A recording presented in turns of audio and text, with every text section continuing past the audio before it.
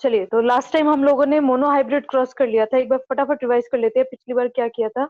हमने किया था मोनोहाइब्रिड क्रॉस, जिसमें F2 जनरेशन में जो फिनोटिपिक रेशो था वो 3:1 आ रहा था। और जब हम उसको होमोजाइगस और हेटेरोजाइगस से कंसिडर कर रहे थे, तो जीनोटिपिक रेशो हमारा क्या आ रहा था? 1:2:1। मोनोहाइब्रिड क्रॉस को मद्देनजर रखते हुए हमने एक टेस्ट क्रॉस किया था, ये जानने के लिए कि जिस प्लांट की हम रिसेसिव कोई ऑर्गेनिज्म के साथ क्रॉसिंग करवा रहे हैं, वो प्लांट क्या हेटेरोजाइगस है या होमोजाइगस है। वो हमें टेस्ट क्रॉस से पता चल गया। फिर इन्हीं मोनोहाइब्रिड क्रॉस को देखते हुए दो लॉज बनाए। वो दो लॉज क्या थे? Law of dominance and law of segregation. ठीक है, ये दो लॉज मोनोहाइब्रिड क्रॉस को बिल्कुल अच्छे से जस्टिफाई कर रहे थे। लॉ ऑफ सेग्रीगेशन में हमने क्या पढ़ा था कि F1 जनरेशन में एक पेरेंट का कैरेक्टर मिलेगा हमें, पर दोनों पेरेंट के कैरेक्टर हमें नहीं मिलेंगे। But in case of F2 generation हमें क्या पता चला कि दोनों ही पेरेंट के कैरेक्टर जो है वो हम लोग F2 जनरेशन में देख पा रहे थे। But there no new characters form, कोई भी नए कैरेक्टर नहीं बने। पेरेंटल कैरेक्टर ही हमें दिखे ऑफस्प्रिंग्स में, कोई नया कैरेक्टर नहीं बना। That means blending of alleles और blending of genes was not there. ये लॉ ऑफ सेग्रीगेशन ने बताया। उसके बाद हमने पढ़ा about independent incomplete dominance and को डोमिनेंस।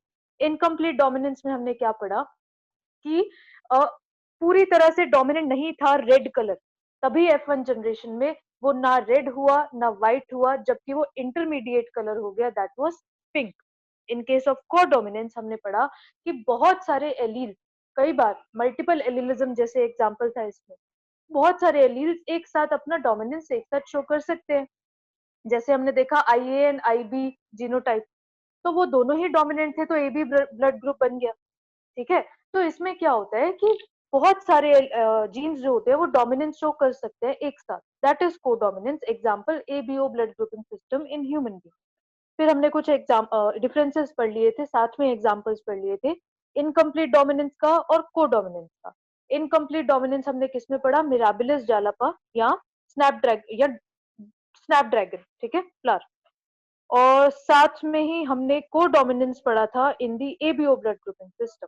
ओके, नेक्स्ट हम पढ़ेंगे about the dihybrid cross. Dihybrid cross में क्या हुआ कि, तो ये एनोटेशन बहुत देर से ऑन नहीं है और बहुत प्रॉब्लम होता है बिना एनोटेशन के। ठीक है, ये मैं बहुत बार बोल चुकी हूँ and I will not repeat it again now. Dihybrid cross में क्या होता है कि instead of one character we are taking two character. ठीक है, डाई मतलब two, we are taking two characters at a time. वो कौन से दो कैरेक्टर्स थे जो हमने लिए? पेरेंटल कैरेक्टर्स कौन से थे? एक तो था शेप ऑफ सीड, और दूसरा कैरेक्टर क्या था? Colour of seed. ठीक है, शेप ऑफ सीड में हमने क्या कॉन्ट्रास्टिंग कैरेक्टर देखे? शेप ऑफ सीड कैसा हो सकता था? राउंड, या शेप ऑफ सीड हो सकता था रिंकल्ड, मुरझाया हुआ। कलर ऑफ सीड में हमने क्या देखा कि कलर हो सकता था उसका येलो कलर, या उसका कलर हो सकता था क्या? या तो उसका कलर हो सकता था येलो, और या उसका कलर हो सकता था क्या? ग्रीन। ठीक है, इसमें हमने देखा कि भाई जो येलो कलर था सीड का, अगर येलो कलर है तो वो होगा डोमिनेंट। सीड का अगर ग्रीन कलर है तो वो क्या होगा? रिसेसिव। ओके, सो राउंड अगर सीड है तो वो क्या होगा? डोमिनेंट। अगर रिंकल्ड सीड है तो वो क्या होगी? रिसेसिव। ठीक है, अब देखते हैं क्या हो रहा है आगे। आगे क्या हुआ इसमें, देखिए। राउंड के लिए हमने इसको कैपिटल आर से डिनोट कर दिया। येलो के लिए हमने इसको कैपिटल वाई से डिनोट कर दिया। रिंकल्ड के लिए हमने स्मॉल आर, और ग्रीन के लिए स्मॉल वाई। ठीक है, ये पेरेंटल एलील्स है इस वक्त हमारे पास। अब गैमीट्स बनाओ इनके। पेरेंट्स गैमीट्स बनाएंगे तो हाफ हो जाएगा, इसका आर, इसका वाई, इसका स्मॉल आर, इसका स्मॉल वाई, ऐसे ही हो जाएगा। ठीक है, राइट, ऐसे ही हो जाएगा। चलिए, अब क्या करना है हमको? अब हमको इन गेमीट्स को क्या करवाना है? फ्यूज, क्योंकि क्रॉस फर्टिलाइजेशन हो रहा है इधर। तो इन गेमीट्स को करा दो आप फ्यूज। क्या बन जाएगा? ये बन जाएगा capital R small R, capital Y small Y. ये बन गया हमारा क्या? F1 जनरेशन का प्लांट। राइट। ये क्या बन गया हमारा F1 जनरेशन का प्लांट। क्या नाम रखे इसका? देखो आप, हमने बोला कि round was dominant, yellow was dominant. इधर आपको दिख रहा है एक राउंड, इधर दिख रहा है एक येलो, और ये क्या है? डोमिनेंट, मतलब अपना कैरेक्टर ये शो कर पाएंगे। तो ये क्या होगा? Round yellow. कैसा राउंड और येलो? होमोजाइगस या heterozygous? Heterozygous round and yellow. Correct, सब सेम है, जैसे मोनोहाइब्रिड में था वैसे ही ये सब, बस थोड़ा सा डिफरेंस है कि अब दो कैरेक्टर है इंस्टेड ऑफ वन, बाकी सब तो सेम ही है। ठीक है, चलिए अब हमने क्या देखना है? अब हमको देखना है कि F1 जनरेशन का जब हम लोग सेल्फ क्रॉस करवा देंगे, क्या कराया हमने? F1 जनरेशन का क्या करा दिया? Self cross. दैट मीन्स इसका हमने सेल्फ क्रॉस करवा दिया ऐसे, राइट। सेल्फ क्रॉस करवा दिया। चलिए अब देखते हैं क्या होगा। अब इसमें क्या हमको रिजल्ट्स मिले? हमको इसमें रिजल्ट्स एक्चुअल में मिले ये R Y, R small Y, small R capital Y, small R small Y, ऐसे ही सेम इस तरफ भी बनेंगे। ठीक है, बना दो अब इसका पुनीत स्क्वायर बनाओ, उसमें ये सब कुछ डालो, फिर देखो क्या आता है आपका कॉम्बिनेशन। हमने क्या किया, इन सब की कॉम्बिनेशन को हमने इस पुनीत स्क्वायर में डाल दिया, और फिर उसके बाद में देखो क्या रिजल्ट आता है, देखते हैं। देखिए, एक तरफ ये सीक्वेंस हमने डाल दी, एक तरफ ये सीक्वेंस डाल दी, दोनों को एक एक करके क्रॉस करवाते रहो। ठीक है, देखते हैं क्या आता है। इसका क्या आएगा पहले वाले का? Capital R capital R capital Y capital Y, right. Capital R capital R capital Y मतलब राउंड येलो, ऐसे ही होगा। ठीक है, और जितने भी आपको बाकी मिलेंगे जिसमें एक कैपिटल आर और एक कैपिटल वाई होगा, वो सारे ही क्या होंगे? राउंड येलो, जो आपको इसमें इस वक्त दिख रहे हैं। दिखे? कितने हो गए? 1 2 3 4 5 6 7 8 9। तो 9 आपके पास इस वक्त क्या हो गई? कॉम्बिनेशन राउंड येलो की। लिख देते हैं इसको, 9 कॉम्बिनेशन हमारे पास क्या हो गई? Round yellow.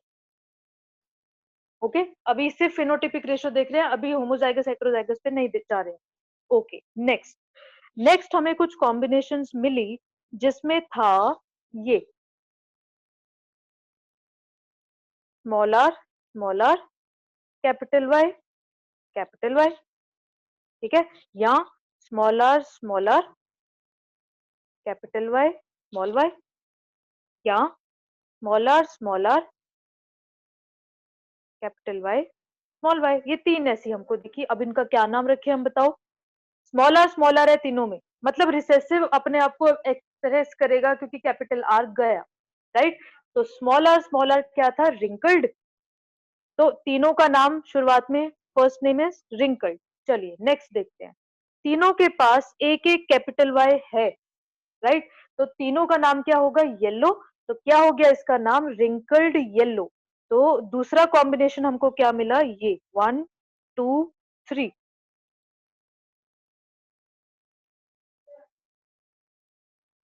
3 wrinkled yellow, correct. चलिए नेक्स्ट देखते हैं आप। नेक्स्ट क्या आपको दिख रहा है? थोड़ी अलग अलग कॉम्बिनेशन। ये हमको दिख रही है थोड़ी सी एक और अलग कॉम्बिनेशन। क्या दिख रहा है इसमें? इसमें आपको दिख रहा है कि तीनों के पास ही एक कैपिटल आर है, तो ठीक है, उसका नाम राउंड होगा, स्टार्टिंग नाम will be round for sure. ठीक है, और दूसरा जो है उसमें स्मॉल वाई दो है, मतलब होमोजाइगस कंडीशन में है ये तो अपने आप को एक्सप्रेस करेगा रिसेसिव। ठीक है, तो इसका नाम क्या हो गया? तीन कॉम्बिनेशन हमारे पास ऐसी आई जिसका नाम था राउंड येलो, राइट। क्या था? Round yellow. ओके, चलो।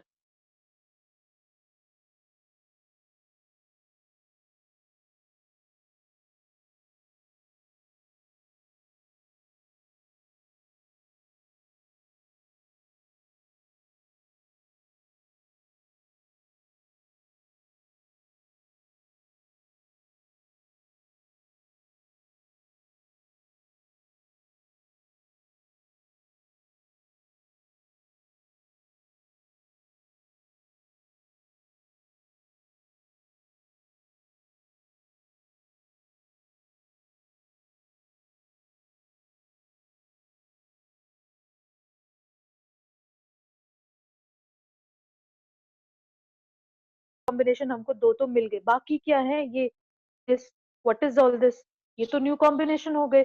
तो हमको ये समझ में आया कि भाई डाइहाइब्रिड क्रॉस में तो पेरेंटल कॉम्बिनेशन तो दोनों हमको मिल ही रही हैं इसमें F2 जनरेशन में, बट उसके साथ साथ दो नई कॉम्बिनेशन भी हमको दिख रही हैं। तो new combinations are also there. What are these new combination? These new combination are round, green and wrinkled yellow, right? Round green and wrinkled yellow. कैसे, अभी देख लेते हैं। ये क्या दिख रहा है आपको, ये दिख रहा है ना, एक कैपिटल वाई है सबके पास मतलब येलो है, और सबके पास ही स्मॉलर स्मॉलर है मतलब रिंकल्ड है। ये क्या हो गया, रिंकल्ड येलो। और क्या हमको दिखा, राउंड ग्रीन।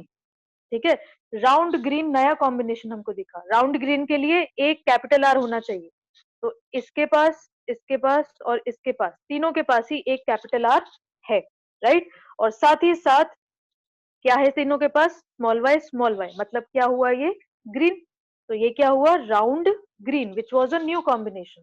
ठीक है, तो हमको पता चला इन case of dihybrid cross two parental combination were seen in the F2 generation, but in the presence of these two parental combination, two new combination were also seen, right? So in case of dihybrid cross हमको समझ में आया कि भाई नया combination भी बन सकता है, कुछ मिक्सिंग भी हो सकता है। ठीक है, तो क्या था इसका फिनोटिपिक रेशो, 9:3:3:1, और इसका जो जीनोटिपिक रेशो होगा वो बहुत बड़ा होगा। ठीक है, आपको मैंने बोला था डाइहाइब्रिड क्रॉस बनाना आप एक बार। ठीक है, अगर जीनोटिपिक रेशो आप बनाओगे तो आपको होमोजाइगस और हेट्रोजाइगस सब कंसिडर करना पड़ेगा। ठीक है, तो सब कुछ जब आप कंसिडर करोगे एंड में जो आपके पास जीनोटिपिक रेशो आएगी that will be like this,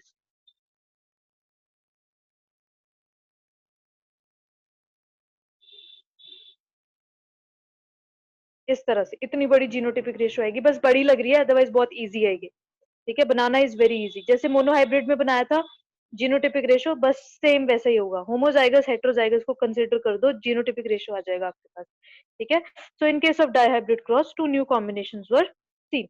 okay, इस डाइहाइब्रिड क्रॉस के बाद फिर एक और रूल बना, that was law of independent assortment. Law of independent assortment में हमको समझ में आया that few genes or few alleles are independently seen in the F2 generation. Two new alleles as seen in the dihybrid cross, मतलब हमको F2 generation में कोई नया कॉम्बिनेशन भी मिल सकता है जो कि पेरेंट से अलग है। ये किन्होंने बताया, लॉ ऑफ इंडिपेंडेंट असॉर्टमेंट में। और लॉ ऑफ इंडिपेंडेंट असॉर्टमेंट हम डाइहाइब्रिड क्रॉस से बड़ी आराम से दिखा सकते हैं। ओके, नेक्स्ट आपका आता है sex determination. What is sex determination? Sex determination जो है वो बेसिकली किया जाता है to see whether the body, जो भी प्रोजनी आएगी वो मेल होगी या फीमेल होगी। ठीक है, सेक्स डिटर्मिनेशन हम ह्यूमन बींग्स में ज्यादा पढ़ते हैं। ठीक है, वही हम पढ़ेंगे। In case of human beings क्या होता है अपने पास, देखो, every cell of human being is having 46 chromosome. every cell of human being is comprised of what, 46 number of chromosome, right? अब ये जो 46 number of chromosomes हैं, इन 46 number of chromosome में से क्या सारे के सारे chromosomes are sex chromosomes? No, the 46 number of chromosomes are having 44 autosomes and one pair of sex chromosome, correct. In case of male क्या होगा, 44 ऑटोजोम्स होंगे and one pair of sex chromosome. In case of male that one pair will be X and Y chromosome, right. In case of female that one pair will be X and X chromosome, right. इसको chart के हिसाब से देख लेते हो और भी easy हो जाएगा। चलिए, हमको पता है जो सोमेटिक सेल है अपनी बॉडी में सबके पास 46 क्रोमोसोम है। ठीक है, हमारी बॉडी में दो तरह के सेल्स होते हैं, somatic cells and germ cells. Germ cells जो गैमीट्स बनाएंगे और इसमें होंगे हेप्लॉइड क्रोमोसोम नंबर, मतलब हाफ क्रोमोसोम नंबर। ठीक है, और सोमेटिक सेल्स होंगे जो बाकी सारे बॉडी के सेल्स बनाएंगे। ठीक है, जितने भी बॉडी सेल्स है सब सोमेटिक सेल ही बनाएंगे, बस जर्म सेल्स या जो गैमीट्स हैं वो जर्म सेल्स बनाएंगे। ठीक है, तो सोमेटिक सेल्स के पास तो सबके पास 46 क्रोमोसोम ही है पर सेल, बट जर्म सेल्स के पास half the number of chromosome है, राइट। तो जर्म सेल के केस में कितना क्रोमोसोम हुआ, 23 क्रोमोसोम। इन 23 क्रोमोसोम में से 22 will be autosome and 1 chromosome, अब पेयर नहीं है, 1 chromosome will be the sex chromosome, ठीक है। 1 chromosome will be the sex chromosome. कैसे, और इजी तरीके से देख लेते हैं, ठीक है। जर्म सेल, फॉर एग्जांपल ये बना दिया मैंने एक जर्म सेल स्पर्म, ठीक है। This sperm is having 22 autosome plus 1 sex chromosome, pair नहीं 1 सेक्स क्रोमोसोम, या एक्स या तो होगा इस स्पर्म के पास वाई, या इस स्पर्म के पास होगा एक्स या स्पर्म के पास होगा वाई, ठीक है। ऐसे ही एग्स में देख लो, egg is also germ cell, 22 होंगे इसके पास ऑटोसोम और एक होगा इसके पास sex chromosome, that will be exome, ठीक है, ओनली एक्स। ये किसकी बात हो रही है यहाँ पे, जर्म सेल की बात हो रही है, सोमेटिक सेल की बात नहीं हो रही है। अब देखो, जो फादर है उसके पास क्या है, पेरेंट जो है उसके पास क्या है सोमेटिक सेल में एक्स वाई, मदर के पास क्या है एक्स एक्स।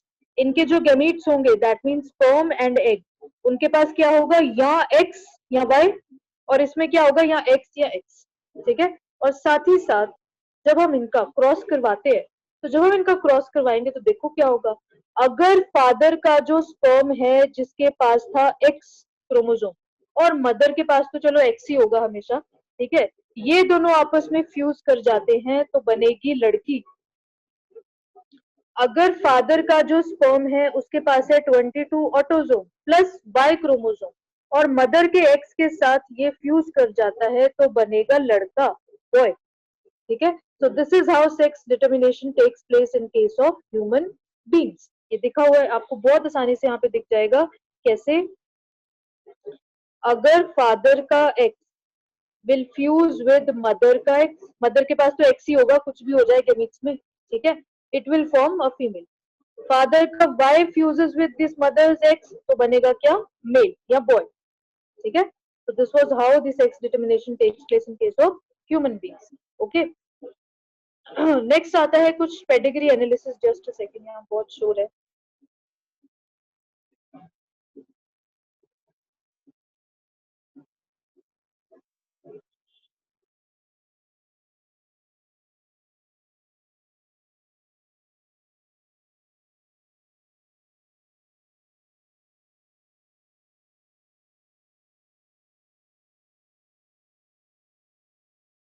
इसमें आता है about the genetic disorders pedigree analysis, ठीक है। एक बार क्विकली हम लोग देख लेते हैं इस चैप्टर में हमने क्या क्या पढ़ लिया अभी तक। हमने पढ़ लिया कि what was inheritance and what was variation, ठीक है। साथ ही साथ जस्ट अ सेकंड,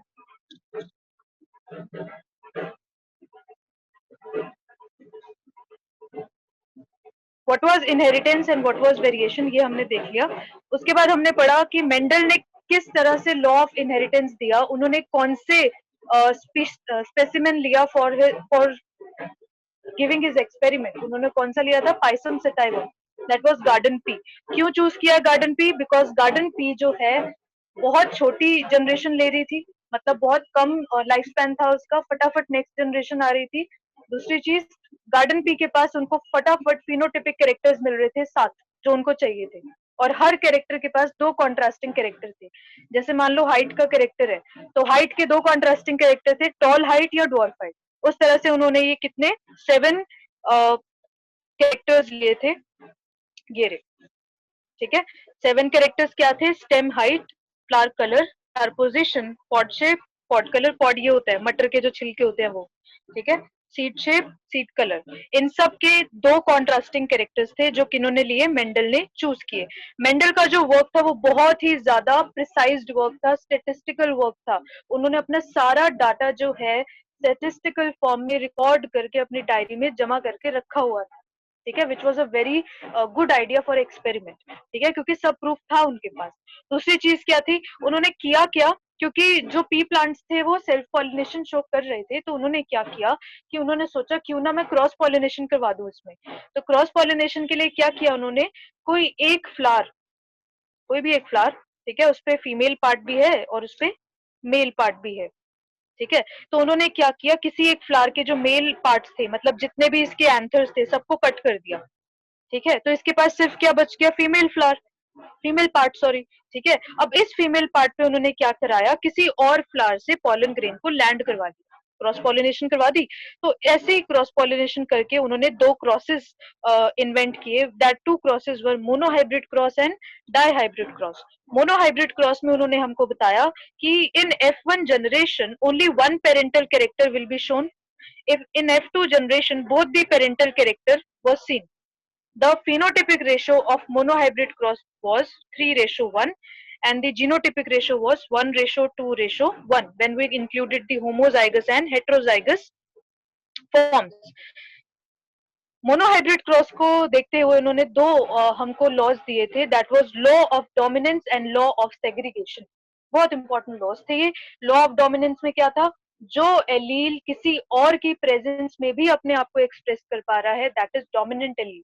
जो एलील सिर्फ और सिर्फ अपने जैसे साथी की प्रेजेंस में ही अपने आप को एक्सप्रेस कर पा रहा है, डोमिनेंट की प्रेजेंस में अपने आप को एक्सप्रेस नहीं कर पा रहा, that is a recessive allele, ठीक है। तो ये लॉ ऑफ डोमिनेंस और लॉ ऑफ सेग्रीगेशन मेंडल ने मोनोहाइब्रिड क्रॉस के बेसिस पे दिया। उसी के साथ साथ उन्होंने टेस्ट क्रॉस के बारे में बताया था हमें, और साथ ही साथ उन्होंने इनकम्प्लीट डोमिनेंस इन मिराबिलिस जालापा और साथ में ही को dominance in case of ABO blood grouping system, ये हमको बता दिया उन्होंने, ठीक है। फिर उसके बाद में उन्होंने डाइहाइब्रिड क्रॉस के बेसिस पे लॉ ऑफ इंडिपेंडेंट असॉर्टमेंट बताया था हमको। लॉ ऑफ इंडिपेंडेंट असॉर्टमेंट में क्या था कि इन case of F2 generation in dihybrid cross where we took two parental character, in case of F2 generation both the parental character was seen, no doubt, but in presence of both the parental characters two new combinations were also seen। तो मतलब F2 generation में दो नई combinations भी बन रही थी। तो ये नई कॉम्बिनेशन कहाँ से आई, ये तो कुछ ना कुछ ब्लेंडिंग हुआ होगा जीन्स का, तभी आ रही है, ठीक है। तो ये जो ब्लेंडिंग था, ये जो साथ में जो इंडिपेंडेंटली ये लोग अपने आप को एक्सप्रेस कर पाए नया character, that was independent assortment law which was given on the basis of dihybrid cross. फिर उसके बाद में हमने पढ़ा sex determination in case of human being. Sex determination Drosophila में भी होता है, बहुत सारे और एक्सपेरिमेंटल मॉडल्स में सेक्स डिटर्मिनेशन हम करते हैं, पर आपके काम का इस वक्त क्या है, sex determination in human being, ठीक है। ह्यूमन बीइंग्स में हमने क्या पढ़ा, that all these somatic cell are having 46 chromosome number per cell, but all the germ cells are having half the number of chromosome, that is 23. Out of this 23, 22 are autosome and the rest one will be the sex chromosome. जैसे sperm के case में 22 autosome है और एक कोई भी sex chromosome या x या तो वाई, ठीक है। और ओवा के केस में तो क्योंकि सोमेटिक सेल में एक्स एक्स होता है पेयर में, तो जर्म सेल में वो एक्स ही होगा, कुछ भी हो जाए, ठीक है। अगर स्पर्म का एक्स क्रोमोसोम फीमेल के एग के साथ फ्यूज कराएगा तो गर्ल, अगर स्पर्म का वाई क्रोमोसोम फीमेल के एक्स के साथ फ्यूज कराएगा तो बॉय, ठीक है। तो इस तरह से सेक्स डिटर्मिनेशन होता है इन case of human beings, okay. जब हम यहाँ पे क्रोमोसोम्स की बात करते हैं ना, जब हम यहाँ क्रोमोसोम्स की बात करते हैं तो वहां पे आ जाते हैं और भी बहुत सारे रिलेटेड टॉपिक, क्योंकि क्रोमोसोम की बात कर दी तो अब उसमें डिसऑर्डर्स भी आ जाएंगे बहुत सारे। तो डिसऑर्डर्स में आप बहुत सारे पढ़ते हो, एक मेंडेलियन डिसऑर्डर्स पढ़ते हो आप, ठीक है। तो उस मेंडेलियन डिसऑर्डर्स में बहुत सारे क्रोमोसोमल एबनॉर्मेलिटीज होती हैं, उसको पढ़ते हो आप, ठीक है। वो हम नेक्स्ट लेक्चर में थोड़ा डिटेल में पढ़ेंगे, अभी मैं आपको आइडिया दे देती हूँ होता क्या है ये, ठीक है। जैसे हीमोफीलिया, हीमोफीलिया में क्या होता है कि जो लेडी होती है या जो वुमेन होती है दैट इज अ कैरियर, वो बीमार नहीं होगी, वो सिर्फ कैरियर का काम करेगी। जो मैन होगा उसको अफेक्ट होगा हमेशा, ठीक है। ये देख लो, जैसे जो कैरियर है वो क्या है, एक लेडी है, ठीक है, एक वुमेन है, women is a carrier of haemophilia, ठीक है। हीमोफीलिया एक सेक्स लिंक्ड रिसेसिव डिजीज है, ठीक है, जिसमें क्या होता है बेसिकली एक अमीनो एसिड होता है वो चेंज हो जाता है, ठीक है। वो कल हम डिटेल में पढ़ेंगे। हो क्या रहा है अब ये देख लेते हैं। देखो, कैरियर वुमेन के पास ये था पेयर ऑफ सेक्स क्रोमोसोम जिसमें से एक अफेक्टेड था, मतलब कैरियर था, ठीक है। गेमीट्स बने, हाफ हाफ हुआ। अब मान लो ये नॉर्मल मेन जो मेल है, नॉर्मल मेल क्या कर रहा है, इस वुमेन के साथ फ्यूज कर रहा है उसके गेमीट्स। तो कैसे होंगे, इसका क्रॉस कैसे होगा देख लेते हैं। ये देखिए ये गेमीट्स बन गए दोनों अलग अलग, ठीक है, दोनों को अलग अलग लिख दो। इसके गेमीट्स हमने क्या कर दिए, यहाँ लिख दिए, और इसके गेमीट्स यहाँ लिख दिए, ठीक है। कराओ इनको फ्यूज। क्या बनेगा, सबसे पहले नॉर्मल गर्ल एक्स एक्स, दूसरे में नॉर्मल बॉय बन रहा है, ठीक है। एक कैरियर एक्स और एक नॉर्मल एक्स, ये क्या बना रही है, कैरियर गर्ल। इन्फेक्टेड या डिजीज गर्ल नहीं है, ये कैरियर गर्ल है, ठीक है। Girls will always be carrier and women will always always be carrier of haemophilia, ठीक है। और क्या बना रहा है, कैरियर एक्स और वाई, जब फ्यूज करेगा तो क्या बनाएगा, हीमोफिलिक बॉय, बेचारा डिजीज्ड बॉय, ठीक है। तो girls will always be the carrier. क्या होता है इसमें, एक अमीनो एसिड जो है उसकी चेंज हो जाता है, जिसकी वजह से ये एबनॉर्मेलिटी आ जाती है, ठीक है। फिर आता है सिकल सेल एनीमिया, उसमें भी एक अमीनो एसिड जो है वो चेंज हो जाता है, जो ग्लूटामिक एसिड होता है amino acid, that is changed by valine, ठीक है। तो glutamic acid is changed by valine, जिसकी वजह से सिकल सेल एनीमिया हो रहा है, RBCs will be sickle shaped, ठीक।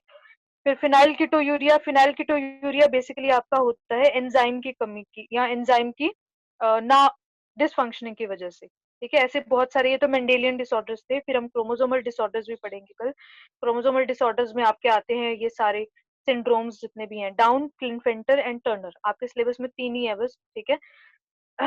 क्रोमोसोमल एबनॉर्मेलिटी या डिसऑर्डर्स कैसे आ सकते हैं, जब सेल डिवीजन ठीक से नहीं हुआ और क्रोमोसोम जो है ठीक से सेग्रीगेट नहीं हुए, ठीक है। इसमें या तो क्रोमोसोम का नंबर कम हो सकता है या तो क्रोमोसोम का नंबर ज्यादा हो सकता है, ठीक है। उसकी वजह से जो है इनकी एबनॉर्मेलिटीज हम पढ़ते हैं। तो कल का जो टॉपिक का ऑब्जेक्टिव रहेगा that will be the disorders, Mendelian and chromosomal disorders, और साथ ही साथ हम लोग कल पढ़ेंगे about the chromosomal theory of inheritance and linkage and recombination. ये 3 टॉपिक्स ही बस आपके इस चैप्टर के बच गए हैं, वो आप कल पढ़ेंगे, ठीक है। दूसरी बात, आपको human reproduction and the contraceptive methods in fertility and ART, इसका सारा वीडियो दिया हुआ है। आई थिंक 5 वीडियोस है टोटल, तो 5 वीडियोस आपको पूरा देखना है, that will cover your 2 chapters, छोटी बात नहीं है, ठीक है। तो उसको ट्राई करो, फटाफट एक बार देख के खत्म करो, ठीक है, आपका प्री बोर्ड का सिलेबस फटाफट खत्म हो जाए, ठीक। तो होने वाला, आई थिंक हो ही जाएगा, ये लास्ट ही होगा, ये रिपोर्ट के लिए लास्ट चैप्टर है ये, ठीक है। बीच में आपका एक टेस्ट रख लेंगे कोई, ठीक है। पूरा प्री बोर्ड का जो सिलेबस है उसके बेस पे 1 मार्क क्वेश्चन 20 क्वेश्चन होंगे, उसका टेस्ट रख लेंगे, वो आपको दे दिया जाएगा ग्रुप में, you just have to solve the question, okay. This was all for today's lecture, thank you.